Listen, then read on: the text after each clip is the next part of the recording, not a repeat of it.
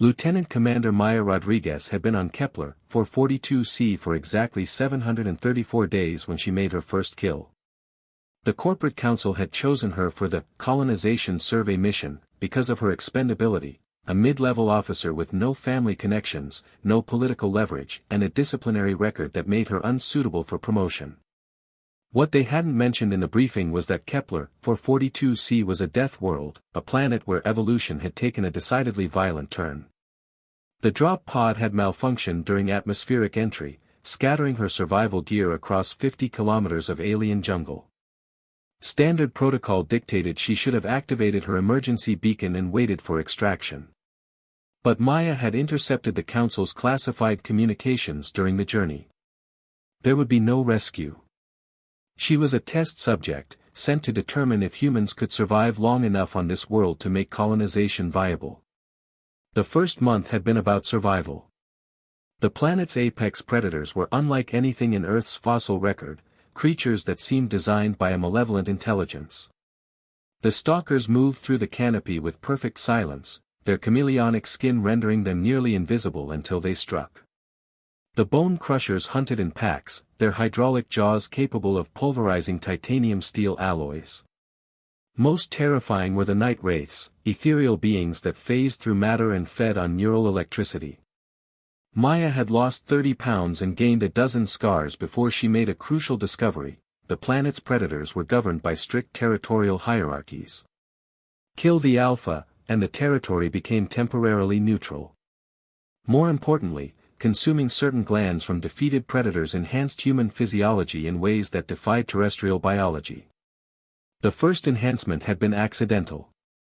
Dying of infection from a stalker's venomous claws, she had desperately consumed the creature's hyperthyroid gland. Instead of poisoning her, it had triggered a metamorphosis.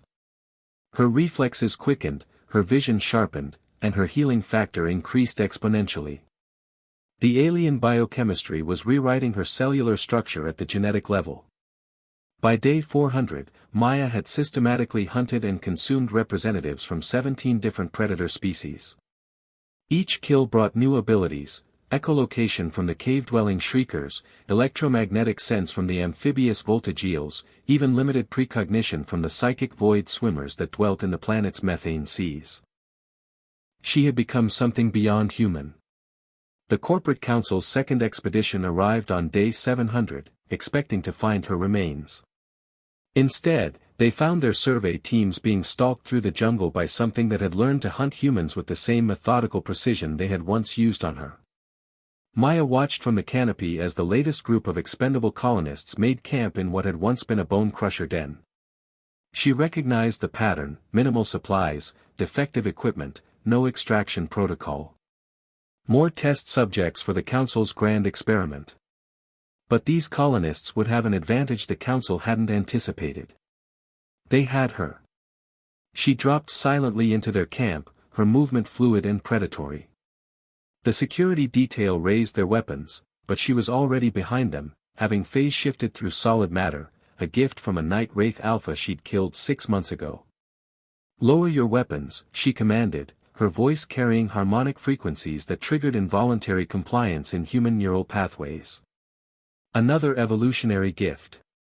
The mission commander, a young man barely out of the academy, stared at her with recognition and terror.